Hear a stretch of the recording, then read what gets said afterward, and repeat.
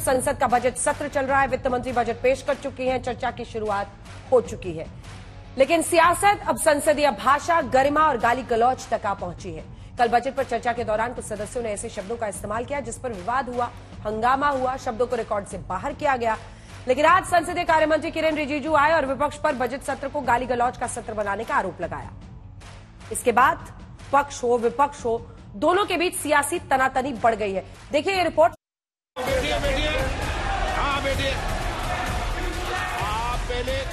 आप सब बैठिए पहले, मैं समझता हूं बात को क्या है। बुधवार को लोकसभा में पक्ष और विपक्ष के बीच की सियासी तानातनी पर गुरुवार की सुबह सत्ता पक्ष ने गाली गलौज का कवर चढ़ाया। विपक्ष के लोगों ने एक भी बजट में जो अच्छा प्रावधान है इसका बारे में जिक्र नहीं करते हुए सिर्फ गाली देने का काम किया है।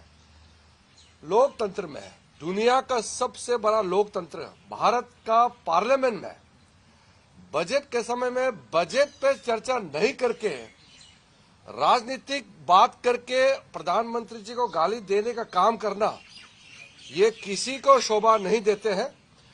27 को मीटिंग होने दीजिए, उससे मीटिंग में जाने से क्या फायदा। बजट आ चुका है, जिस बजट में जो कुछ करना था उन्होंने कर दिया है। मैं तो सिर्फ इतना कहना चाहूँगा, मैंने ऐसी सरकार नहीं देखी जो गरीब विरोधी हो, मजदूर विरोधी हो, नौजवान विरोधी हो, महिला विरोधी हो। संसद में गाली वाले आरोप के बाद विपक्ष कंफ्यूज हो गया कि गाली किसने दी, गलौज किसने किया। एक सवाल विपक्ष को लेकर, सरकार अब ये कह रही है कि विपक्ष जो है प्रधानमंत्री को गाली देने पर आतुर है, डिस्कशन नहीं हो पा रहा है बजट। कौन गाली दिया रे भैया, आप बताओ ना, आप तो पत्रकार हो।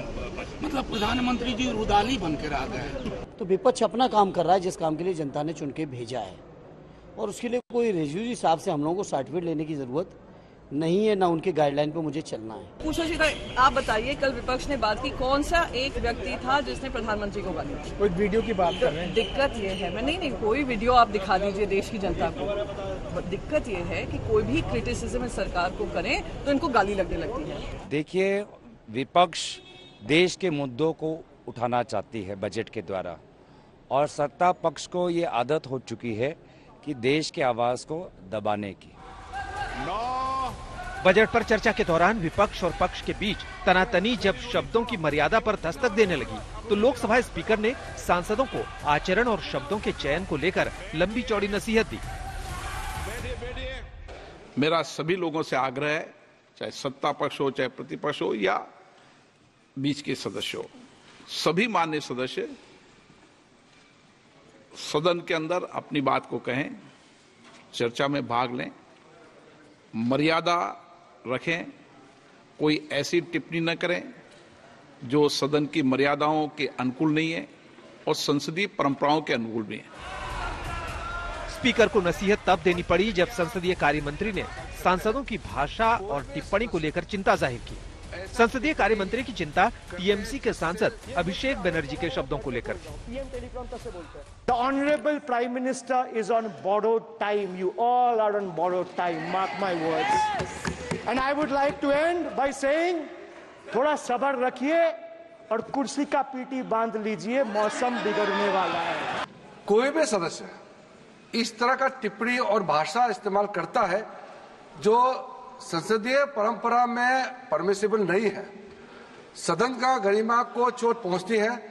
कि कोई भी सदस्य इस तरह का व्यवहार करेंगे तो उसके ऊपर में उचित कार्रवाई या उचित टिप्पणी करने का भी माननीय अध्यक्ष जी के पास अधिकार है। अच्छे दिन। सत्ता पक्ष आरोप लगा रही है कि बुधवार को टीएमसी के सांसद अभिषेक बनर्जी ने बजट पर चर्चा के दौरान कई असंसदीय शब्दों का इस्तेमाल किया। माननीय ट्रेजेडी।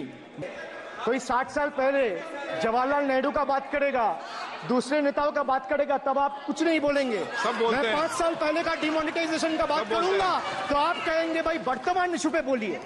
सर, ये पक्षपात नहीं चलेगा सर। बजट पे नहीं बल्कि 3 बार अनपार्लियामेंट्री लैंग्वेज का इस्तेमाल करा है। 2021 की आप ही की रूलिंग है, बिट्रेड शब्द और बिट्रेड पार्लियामेंट्री कैटेगरी में आता है वो इसका इस्तेमाल नहीं कर सकते। इसके अलावा उन्होंने मिनियन शब्द का इस्तेमाल करा जो आपत्तिजनक है। इन्होंने व्यक्तिगत टिप्पणी करी हमारे यशस्वी प्रधानमंत्री श्री नरेंद्र मोदी पर और इसेंट्रिक शब्द का इस्तेमाल करा। मेरा आपसे निवेदन है कि इन दोनों के लिए, इनको तीनों बातों के लिए इनको माफी मांगनी चाहिए और रिकॉर्ड से ये तीनों शब्द एक्सपर्ट होने चाहिए।